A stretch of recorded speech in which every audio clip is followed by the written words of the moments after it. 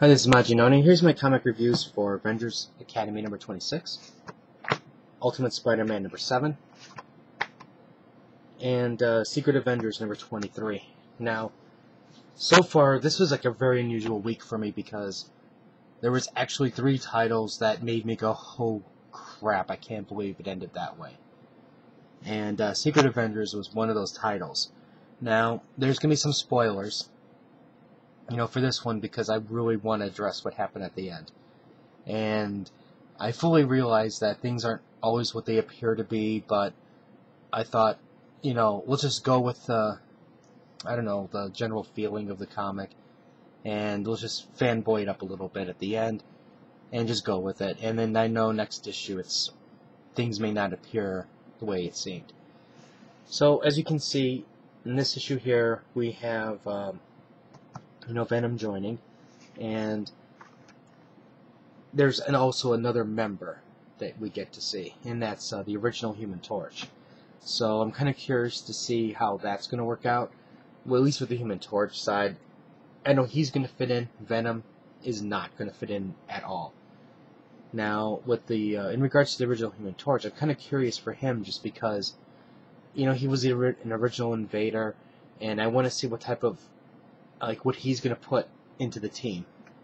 On the other hand, Venom, he's more of a solo type, and I guess you can say a lot of the other Secret Avengers were solo types, but he's Venom, so there's going to be like a conflict of interest there with some of these characters, especially Hawkeye. Hawkeye's not happy of that. Anyways, what we learn is that those adaptoids, they're like in this weird alternate universe dimension thing where the mutants got annihilated, and apparently the Avengers were responsible for it. We also learn that this old dude here is the girl's father, and you get a Star Wars Darth Vader moment right there. It's like textbook, the way that's written out. Now, what we also learn is that this other race of people, especially this woman, it's like, I guess you could say they're higher evolutionary chain. You had the mutants. These people are called the Homo synthezoids or something like that. The Homo synthezoides. And when I read that, I'm like, Homo superior just rang off. Rang off your tongue, and this is a little bit more like, why did you have to overthink this concept type thing? I don't like the fact there's another group of people over the mutants, but I have a feeling this is going to be self-contained, and we're really not going to see these guys that often. Because how much more powerful are these people going to end up being? Eventually, it's like, no matter what, they'll be so powerful that the regular heroes just can't beat them type thing. So I know that they're not going to last. Well, anyways, as you can imagine, like I said earlier, Hawkeye he's not happy with Venom, and his leadership is definitely a lot different than Cap's. Well, Cap is, let's do team. Hawkeye's he takes it very personally, the losses, and he's very quick to snap at people, which he gets later yelled at by Beast for that. Now, everything so far, the build-up is really good. I think this issue was stronger than the last, but what really, really did it for me is this. Ant-Man is known as a coward, and he actually stepped up to the plate and did a very heroic thing.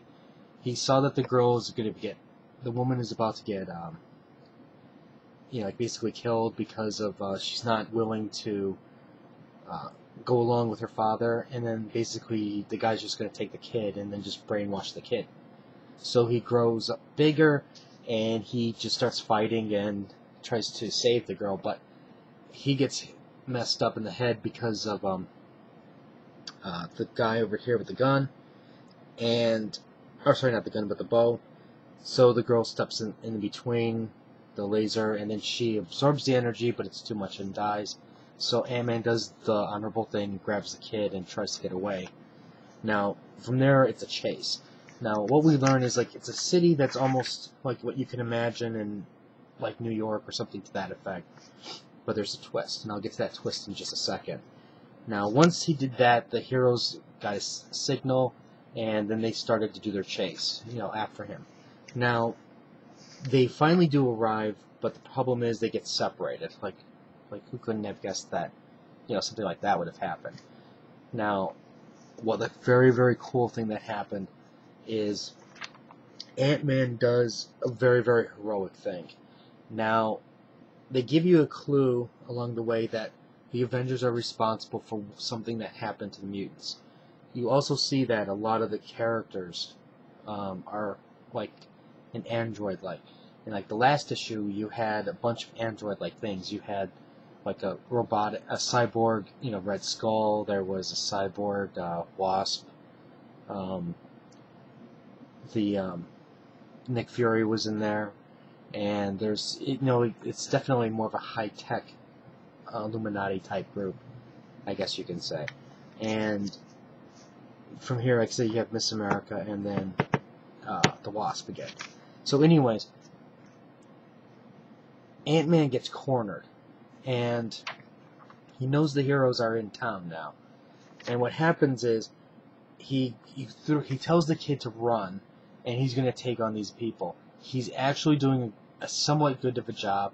He's holding them off temporarily, but then they overpower him, and the guy squishes his head in with his foot. Now, I fully realize that helmet is on his head, and that's probably going to be the only thing that saves him if he's alive. But this was an amazing moment. I was like, oh my god. I was like, I cursed the to be continued. Fantastic. This was a fantastic read.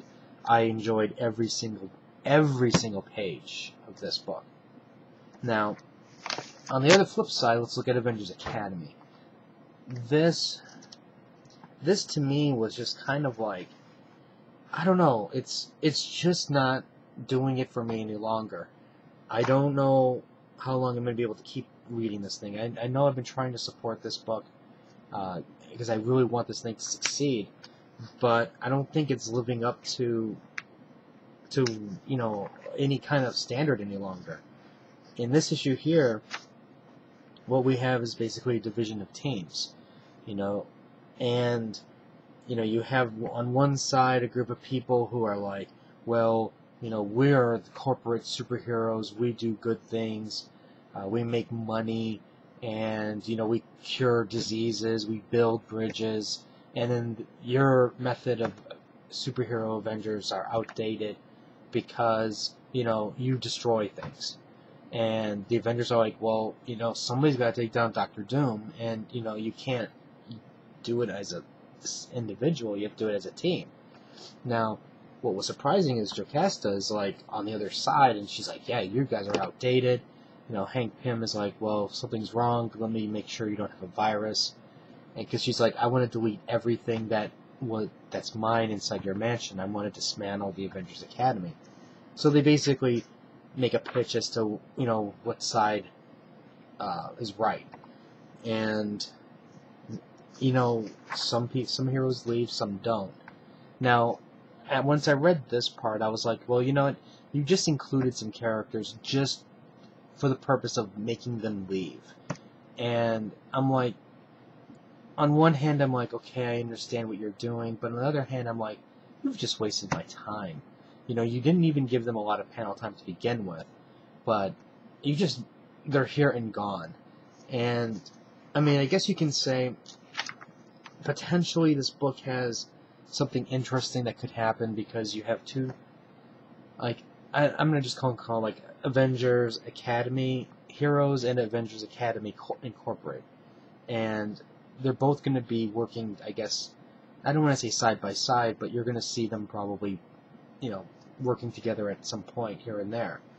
And I just don't care any longer. I don't care about a lot of these characters. I think that they really bastardized the concept a little bit. They did lay down some framework for other side stories, but I don't know. I just don't. I'm not feeling the love for this book any longer. I don't know if I'm gonna keep getting it any longer. I might. I don't know. I might get it one more day. I mean, not one more day, but one more issue, and then that's gonna be it. So it's a shame because, like I said, I really want this concept to work, but for me, I don't know. I think they just need a new writer with a new direction, and they need to do things a little bit differently. Now, I don't want this book to necessarily become a superhero battle book, like the Avengers or Fantastic Four. I think it needs. I don't know. I guess the problem is when you have a book like X-Men and the Wolverine doing it right. When you see this, it's like, why can't you be like that? And I think that's part of the problem. Okay, let's look at, finally, Ultimate Spider-Man number 7. Now, I really had love for this book. Unbelievable love. I thought this book was fantastic. But ever since they did the artist change, this book for me has been on a steep decline. And it's not necessarily, in this issue here, what I said, okay, I don't necessarily like the artwork, but let's just look at it in terms of story. And it's just not doing it for me. To me, when I saw that you have Miles as the character, I thought, wow, we have a new character, new concepts, we can do new stories. It is an unbelievable fresh start. He doesn't even have Spider-Man's exact powers. He has like a chameleon-like ability. He's got a venom sting. He doesn't even have webs, but he does have a spider sense. He can climb walls and things like that. But at least they're two totally different characters in the sense that for power sets, so you can do an amazing things with the difference. Now, the first thing that they do is they go, okay, here he is. Let's introduce Spider-Man. That the fact there's a new Spider-Man with the family. On one hand you have, I don't like it, and on the other hand you have, I think it's fantastic. Now, to me, this just looked like Aunt May and Aunt May. This is Aunt May in Marvel U, and this is Aunt May Ultimate U. And I understand that there's no way you can really do it differently. Unless you had both parents hate it or both parents love it. So Bendis did, I guess, a logical thing of splitting it.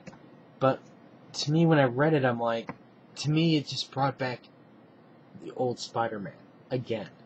And I don't know if he could have written it any other way to make me not think that, but when they did this is what I was starting to think. Now, he goes out on patrol, and they did have a funny moment when he goes up here to the apartment, and the condos, I guess, and then, he lands in the guy's window, and the guy faints because he sees him. But there was, an explosion, so he goes off, and then you see Kid Omega Red. Now, when I saw this character design, I thought, okay, one, this is a horrible character design. Costume, even his tentacle-like thing, it's just poorly drawn. And, no, he gets taken out pretty easy, which is fine. It's a kid version of Omega Red. But, when I look at this, I was like, did a 13-year-old submit this character design to you? Because it's horrible. And then it started bringing up thoughts about his other Rogues Gallery.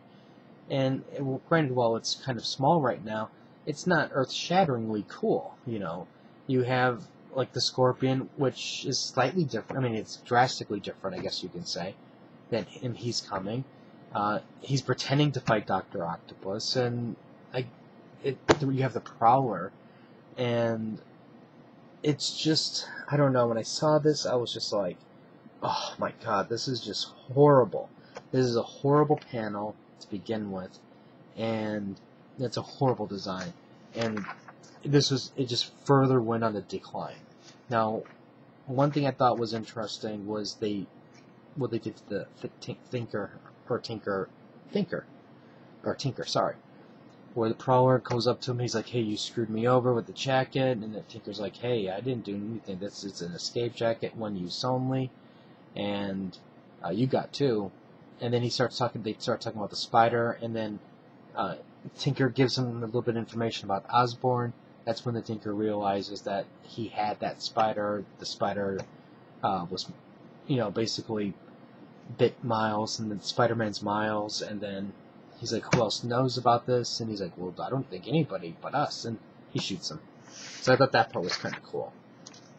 But at the same time, the Tinker filled a void in terms of tech for supervillains. And I don't know what's going to happen now with that. I have a feeling they're just going to make a new Tinker type person.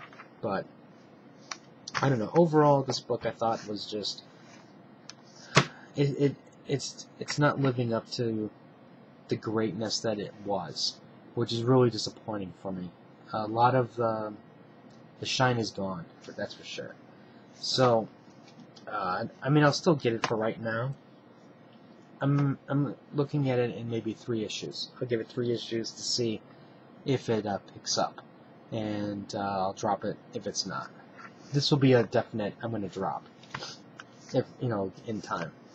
So, anyways, I know there's a few of you out there who are waiting for something, and that is a code. So,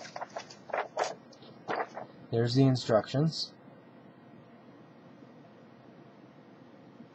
and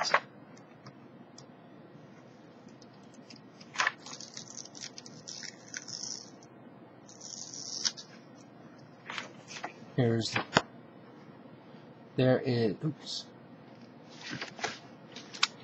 see if I can get, so you guys can read it better. There you go.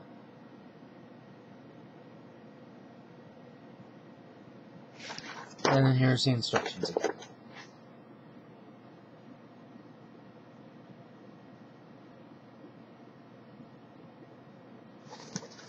Yep. Anyways, if you have any comments or questions, let me know. Rate the video up or down, let me know what you think. And I'll put up more reviews later, so until next time.